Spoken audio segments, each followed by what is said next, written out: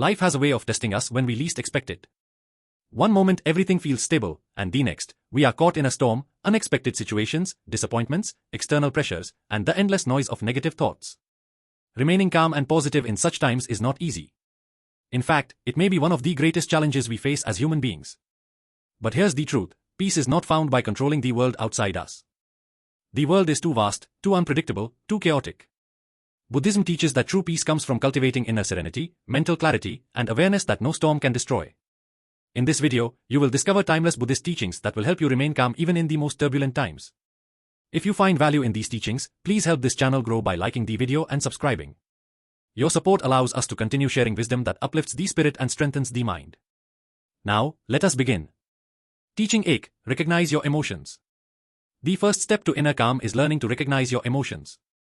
Too often, we are swept away by anger, sadness, or fear without even realizing it. One sharp word from someone, one stressful moment at work, and suddenly, our entire inner world collapses. But Buddhism reminds us, emotions are not enemies. They are messengers. They carry important information about our needs, our wounds, and our values. Ignoring them only makes them stronger, but recognizing them allows them to soften.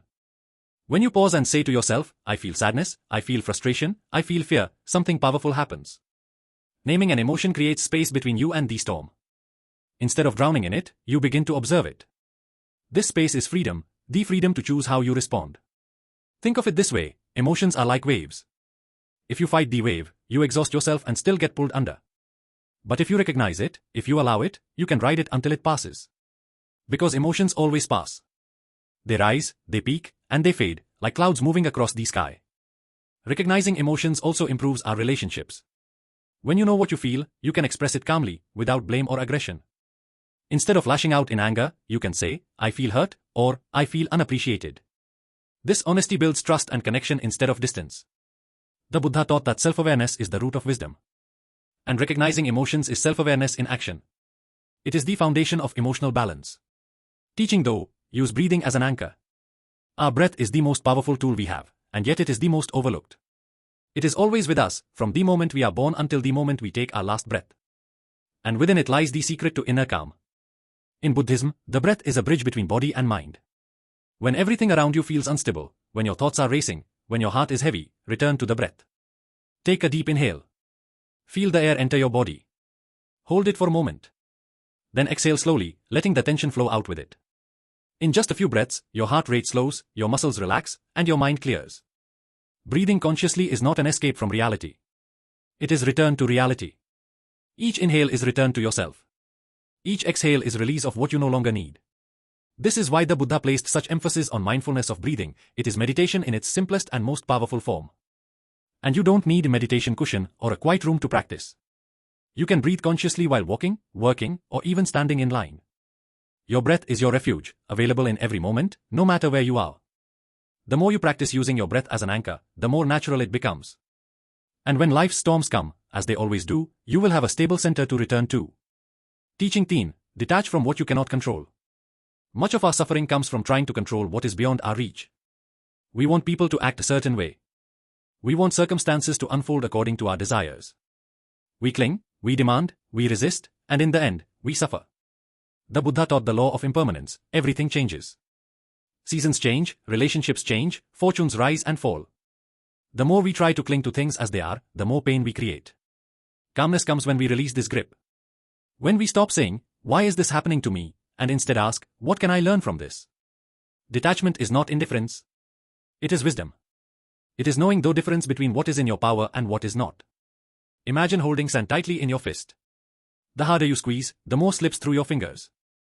But if you hold it gently, it remains. Life is the same. Detachment allows us to hold life gently. Teaching 4. Practice compassion toward yourself. We often think of compassion as something we give to others, but Buddhism teaches that compassion begins within. When you face difficulties, it is easy to become harsh toward yourself. You tell yourself, I should be stronger. I shouldn't feel this way. But this only deepens suffering. What if, instead, you spoke to yourself the way you would to a dear friend? What if you said, it's okay to feel this? I am doing my best. I deserve kindness, too. Self-compassion does not make you weak. It makes you resilient. It gives you the strength to stand again after falling. And it teaches you to treat others with the same gentleness. As the Buddha said, you yourself, as much as anybody in the universe, deserve your love and affection. Teaching Panch, live in the present moment. Worry lives in the future. Regret lives in the past. But peace lives only in the present. Our minds are always wandering, replaying old mistakes, imagining future disasters. This endless chatter robs us of the only moment that truly exists, now. Mindfulness is the art of returning to the present moment. It can be as simple as noticing the taste of your food, the sound of the wind, the warmth of sunlight on your skin. When you pay attention to what is happening here and now, fear loses its grip. The Buddha once said, do not dwell in the past, do not dream of the future, concentrate the mind on the present moment. In the present, we find not only calm but also joy. Closing. The truth is, life will never stop being difficult. Storms will always come. But within us, there is place of peace that no storm can touch. By recognizing our emotions, using the breath as an anchor, detaching from what we cannot control, practicing compassion, and living in the present moment, we return to that inner sanctuary. Remember, calmness is not about escaping life's chaos, it is about learning to remain steady within it.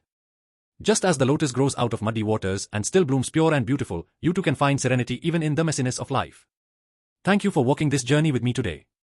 If you found these teachings valuable, please support this channel by liking the video and subscribing. Together, we can continue to share wisdom that brings light into the darkness. Peace begins within. And when you find it within yourself, you carry it everywhere you go.